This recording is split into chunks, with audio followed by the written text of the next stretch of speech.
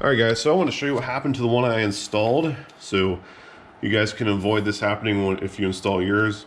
As you can see, it has broken several places. What actually happened was it completed a circuit and it fried this whole metal piece and it melted. So what happened was, when I installed it, I ran it with these wires back up in here. I followed the original path of the other one, but later on I came and I cut the zip ties and I started messing with these wires. Well, this piece of metal made contact with one of these points. I think it was the middle one, I'm not sure. And sparks flew, stuff melted, smelled like things were burning, and that was it for this water temperature gauge. So I bought another one. The one I bought is different than the one I installed in the video, but it's the same steps to install it. The one I bought also looked more like the one that came with the tractor. So it'll be the same steps to install, but what I did is when I came down here, I ran it underneath to avoid all these electrical connections. Hopefully keep a new one from frying. I zip tied it to this. I believe this goes to the oil gauge, and just kind of followed it back through here, avoiding hopefully all electrical connections to keep this one from breaking as well. And I got the new one installed. So let's go ahead and get this installed. It's the same steps, just a different way of running it and a different water temperature sensor. So let's get started. All right, guys, so I'm going to be replacing my water temperature gauge on my tractor. This one doesn't seem to be working, and what we need to do is remove, turn the light on. I need to unscrew this here and then just follow it back. It's clipped in. Just kind of pull it out, pull it back, and then pull this up and out. All right, so the easiest way I found to get to this temperature gauge from the back, because there's two bolts holding it in, was to pull this off. It pulls the air down to the air intake to the engine. It attaches there, just kind of pull it out, pick it up. And then in there you can see the two bolts we need to get to, not this first gauge, but the second one further back. Now I already started it. I guess you could go in from the side and try to do it, but what worked for me was an attachment like this. This is a 7/16. I just went up underneath through here, up to the bolts, and unscrewed them. So let's go ahead and get that off. All right, so I can start to pull this out now. I can push up from the back, just pull it from the front. Now I'm running into the issue. The cable that's running to the engine is too tight, and I don't like, it's running here with all these wires taped together. It's only one wire, whatever you call this thing. So I'm just gonna cut mine up here. Gotta make sure I cut the right one, and just pull it out, and then install a new one and feed it back through. So let's go ahead and get that gauge off. So I ended up cutting it here and right after the tape and right here and above it. So now I can go ahead and pull this gauge out.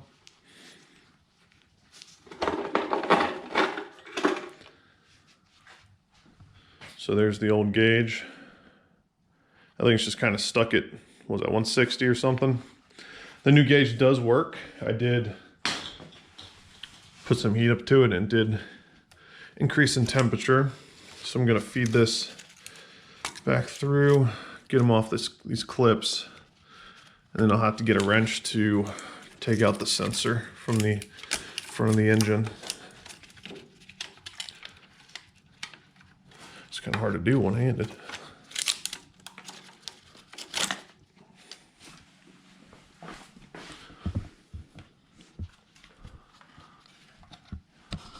All right, so I'm just gonna go ahead and cut that off the rest of the way. I don't know what I did with my, here they are. Just gonna go ahead and cut off right here. Let me just pull this out. And then I gotta figure out, I gotta grab a socket or wrench, figure out what size I need for that piece back there. All right, so it looks like this wrench size for this is a 16 millimeter. So I'm gonna go ahead and loosen that up and get it out so you guys can see it all right. Turn some lights on. Here we go. There's not a lot of space. Now I don't have any coolant in here right now because I just changed this and haven't added the coolant back in yet.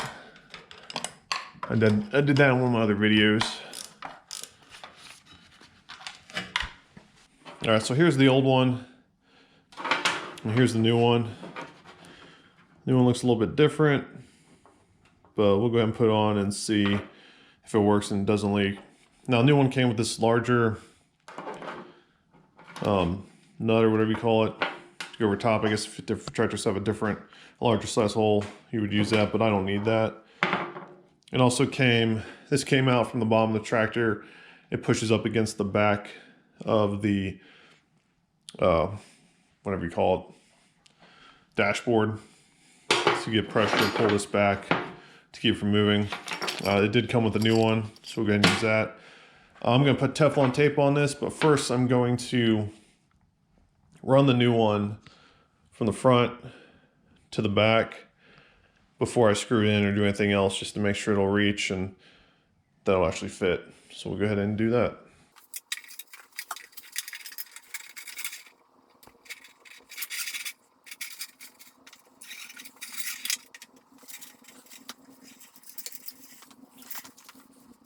All right, so I went ahead and put some Teflon tape on there. This part is a universal, like, tractor part. It's not just for the specific tractor. So maybe that's why it looks a little different. So we'll go ahead and get this up in there and screw it in. And it uses the same 16 millimeter. I don't have much room. I'm gonna try to do it from the other side. I have more room on turning. All right, so that seems about snug. This little temperature sensor is not moving around. So what I'm gonna do now is I'm gonna now feed it how I want it to lay on the tractor and then pull everything back to the gauge. So we're just gonna kind of follow the same pattern back, put it on these clips. Get a little more slack over here. Go. So as you guys can see, we have all this extra hanging down. So what I'm gonna do is I'm gonna pull this up and out, and I'll probably zip tie this down. I'm not gonna tape it. Zip tie it down, kind of where it was before. And then what I'll do is I'll kind of coil this rest of this up and zip tie it and shove it back down that hole, and then put the meter through, or the gauge through. All right, so I got these zip tied together, kind of bundled up. I push it down through the hole first, and now we'll just go ahead and push this gauge in. It's actually pretty tight. There we go.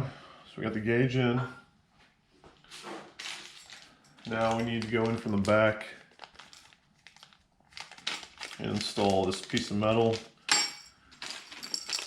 It should put pressure on the back to keep the gauge from popping out.